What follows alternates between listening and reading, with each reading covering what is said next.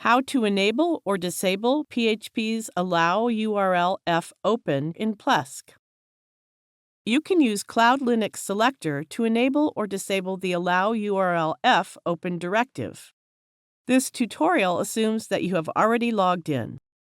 In the Websites and Domains interface, click this left arrow icon. Select the PHP Selector option. Then click the Options menu. If the Options page shows an error related to the native PHP version, change it to a non-native version first.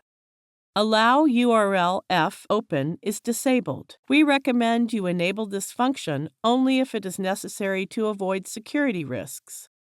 Let's enable the Allow URL F open. That's it. Allow URL F open has been enabled. To disable this function, click to uncheck the box. It is the end of the tutorial.